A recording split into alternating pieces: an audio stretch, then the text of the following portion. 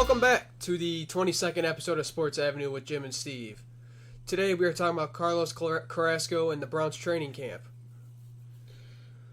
You know, before we go ahead and get into the show, for the love of God, find us on Podbean. Link's going to be in the description. Sports Avenue with Jim and Steve.podbean.com. We're on Twitter, people. I'm on there all day yelling at people.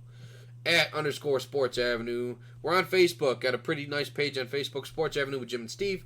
Instagram, Sports_Avenue 440. Twitch, we live stream every week. It's going to be multiple times a week from here on out. Sports_Avenue 440. And if you hate us, love us, want to send us anything inappropriate, how or appropriate, I don't care. SportsAv440@gmail.com. Now, Carlos Carrasco has a blood disorder, everybody. Yeah, that's not good. It's not great. However, he's coming back this year, apparently. Yeah, should be towards the end of the year. Well, we'll see. But you know what? The rotation, the starting five, well, according to this here depth chart, there's only 3. And there's 10 guys in the bullpen. And there's literally 10 in the bullpen. You got Bauer, who's having a pretty bad year. Shane Bieber, who's arguably having a great year. And Zach Plesac. And I think he's tossing tonight, and this is his second outing. And I don't know, as of right now... No, it's his third. Oh, excuse me, it's his third. And as of right now, I don't know what... Oh, hold on. Twins 4-1, top of the second. Buxton just homered 4 minutes ago, according to this here. There you go. 7:48 on Wednesday, 6-5-19.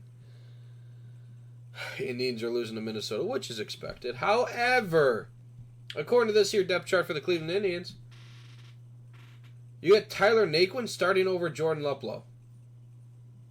And that really grinds my gears. Yeah, 'cause Luplow's been freaking raking. Second best hitter on the team behind Santana.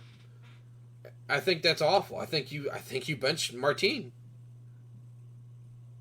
He hasn't done bad. He hasn't. But so then you going to bench Bowers, which you could arguably do. No, you bench Naquin.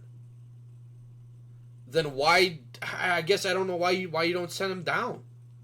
Because they probably exercised all of his options already. Because he's crippled. Then why start him, especially over? I don't want to say hot bat, but somebody's warming up in Luplow. I don't know. Exactly. I don't get it. I don't get it at all. Makes 0 sense. I mean, realistically, who's their DH?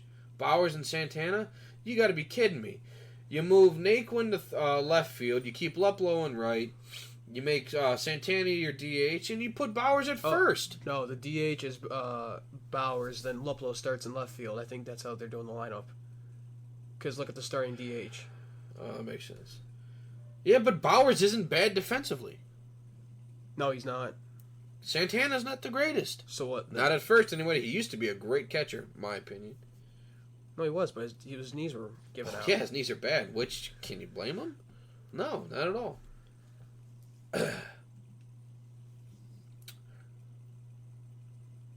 I think Santana's your DH.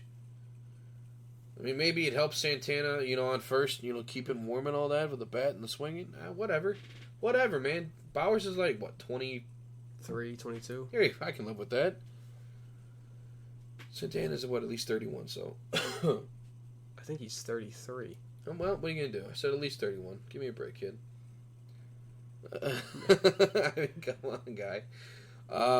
But seriously, losing Carlos Carrasco, and he wasn't really awful, but he wasn't great this year. No, he was bad. He had almost a 5 ERA. Well, hey, what are you gonna do? That's what Kluber's rocking right now, like 5.5. Yeah, great. Enjoy your 10-day, bro. Nobody cares. Salazar's on the 60-day.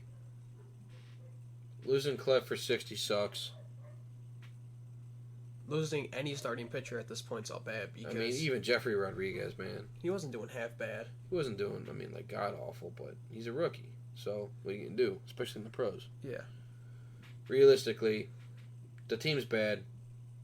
Everybody knows they're bad. Now they're starting to show signs of light. And they're not going to catch Minnesota any way you shake it. So don't expect it. Just don't. This lineup's not good enough. No, they're not. So realistically, just don't. Don't get your hopes up. You're going to be left in the dust in the end. It's going to be sad. Just don't. Expect a potential blow up halfway through the year, or right before a trade deadline. You might lose Bauer. I think you keep Shane Bieber. Plesac will stay up. Rodriguez may be your fifth. If Carrasco comes back healthy, If Kluber comes back healthy, I would expect Kluber dealt this year. Before Bauer, personally. But or both. I don't know. Yeah, or both. And you try and rake prospects. Yeah. But at the same time, pitching gets you everywhere. Yeah, this team anyways. Yeah, no kidding. Just tank. Yeah, nothing else better to do at this point. I don't know about tank. I'm not a fan in that, but well, you got to maintain, you know. Well, you're not gonna make the playoffs, so there's nothing else better to do. No, I mean seriously, there's nothing else better to do. I mean, I would imagine you can argue J Ram's gone, even though he's on a favorable contract. If he gets hot by the All-Star break, then yeah, maybe. I think you get somebody high for him. If he something. But no one's going to take him after having only one good year, really.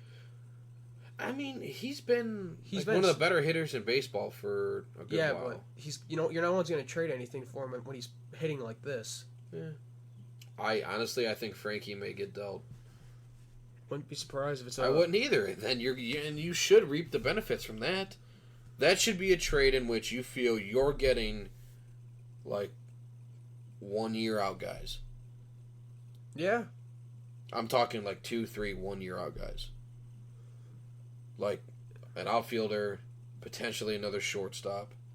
If you just or at least a second baseman, because Kip should be gone. If you get 3 guys, I would get a pitcher, a prospect shortstop, and a power hitter. And I think that puts this team back on track to at least in a few years. At least be 2 in the division for a couple years. Because that's what you are right now, but Chicago's showing signs of light every now and then. Yeah, they're not doing bad. So, you got to be smart about it. I think eventually they will be. We're going to go ahead and we're going to move on to the Browns, though, the minicamp. And Desmond Harrison was cut today, too, by the way, for those of you who haven't heard. He was a starting and backup left tackle. Well, he started, left for the first 8 games. Then he got benched by Greg. He got benched, and, Greg Robinson started the next 8. And then, who's the right tackle? I can't think of the... Chris Hubbard. There you go, Chris Hubbard. And, Harrison didn't start it right. So, he's undersized, blah, blah, blah. Who cares? Nobody cares. You didn't play well. That's why. That's why you were benched by Greg Robinson, who, what was he, 4th overall pick? And was a 2013 draft or something? Yeah, by the Rams, who hasn't panned out. And if he pans out this year, he's going to get hella paid, and it's not going to be by the Browns. Factual. Bank on that. Duke Johnson wants out. Baker says, go ahead and get out. Yeah, no one really cares. Nobody really cares. Because it's not a position of need. Nope. Well, no, not really. I mean, it's a position of need for the first 8 games, and that's arguably not true. Yeah, it's for depth. Yeah. I mean, granted, if he stayed, he's the number 2 back up until Kareem comes back. But he's not, that's it. I don't see. And if you dish him or cut him, I think they're going to be stupid and cut him instead of trying to grab something for him. You got Hilliard, who isn't. You can still find somebody to do what Duke Johnson wants. Yeah. Or does. Yeah. Well, I mean, Duke Johnson, no, don't cut Duke, not Duke. Who cares? Duke was the best player on a 1-31 team. Yeah. What did that buy us, guys? Nothing. Get over it. Bye, Duke. I'm a huge Canes fan. Huge. Get bent, Duke. I mean, I was a huge Duke supporter. I'm talking till the death. I like Duke. Until he said, I want out. No matter, there's nothing they can do to keep me. I want out. It's just the Browns don't need him, so I don't. There's all this drama, which there doesn't need to be because he's not going to play anyways. No, he's not going to play. I mean, he'll play extensively. He'll play the exact role he's been playing for the last 3 years, the first 8 games, and then after that, he's not going to see a snap. No. I think, honestly, I think you trade him before the trade deadline. You play Hilliard week 8 after Chubb. You ride that out, and then come week 8, Hilliard your third, and Kareem Hunt your second.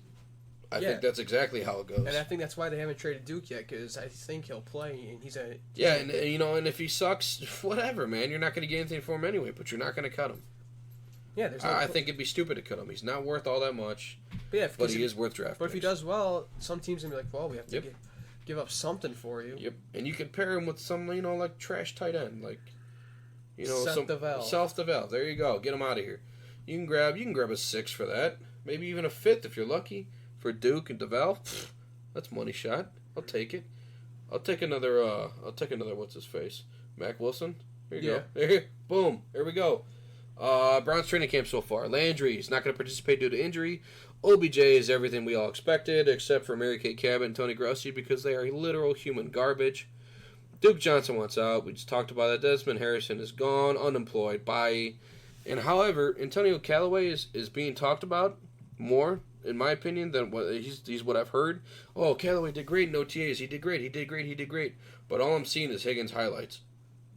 Yeah, I mean... Touchdown passes, and breaking coverage, and touchdown passes. It's all Higgins, all day, all time. Where is Callaway? Actions speak louder than words. Where are you? Right?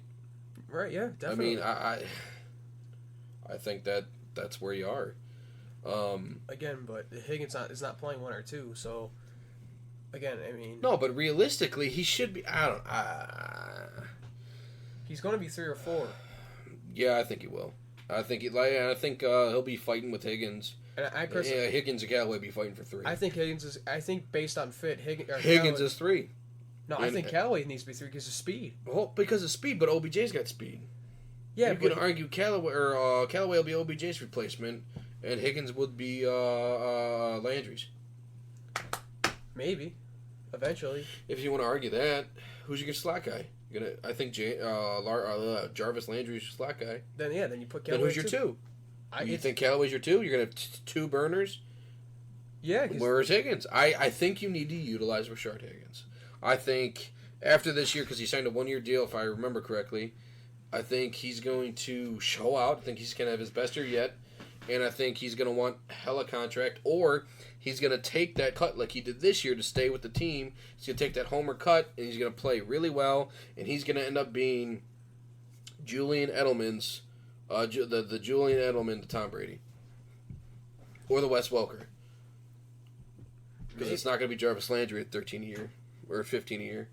No, Jarvis is going to want too much money. Yep.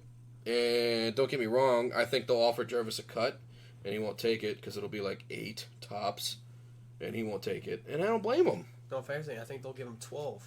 No, I think I think you take that, you shut your mouth. But hey, what do I know?